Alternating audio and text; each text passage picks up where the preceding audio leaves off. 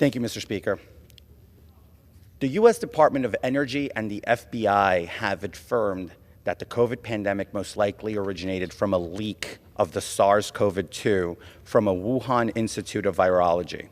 The deadly COVID virus was unleashed on American soil in 2020, yet it took 3 years and a new majority in Congress to finally start investigating the malign influence of the barbaric Chinese Communist Party. COVID was not the CCP's only flagrant and unsparing attempt to infiltrate American sovereignty. Earlier this year, spy balloons floated along the United States and gathered intelligence from sensitive U.S. military sites. Just last month, 2 CCP spies were arrested and 36 CCP police officers were charged with operating an illegal and secret police station in New York City. The 2 alleged CCP spies only to be quickly granted bail and released from custody. In 2020, leaked CCP member data confirmed that U.S. companies such as Boeing, Qualcomm, and Pfizer had employed dozens of CCP members in their Chinese facilities. Rightfully so, Americans are infiltrated, blaming ivory towers in Washington, D.C. and Wall Street for being slow to punch and handing our fragile dominion over to globalists. We ought to do better. We ought to protect Americans, and we ought to preserve democracy.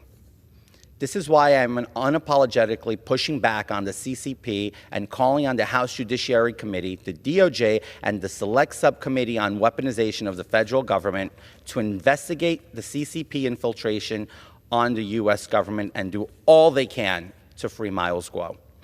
In 2017, the CCP's most wanted prominent critic, Miles Guo, claimed political asylum in the United States, alleging persecution by the CCP.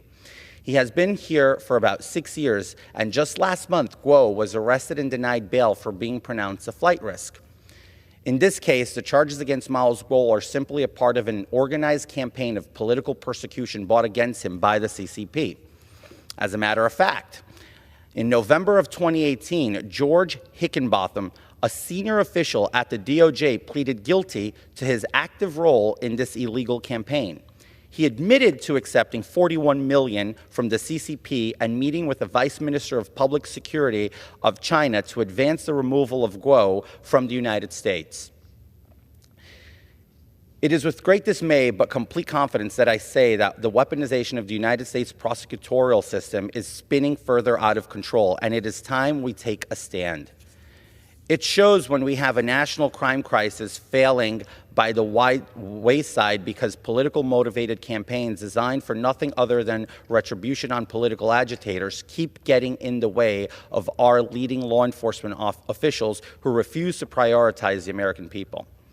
With each passing year, it is becoming increasingly obvious that the CCP is accomplishing its goal of infiltrating the United States indigenously, and all the while perpetrators, the real threat to the American people, are let out on the streets, and harmless political targets remain behind bars with justice denied. Mr. Speaker, I speak for every American when I say we are done tucking our tails and being at the losing end of every trade-off with the CCP. They take our jobs, use our technology, and steal our intellectual property. And it is turned we get robbed, spied, and deadly viruses. Enough is enough. Free Miles Guo. I yield back.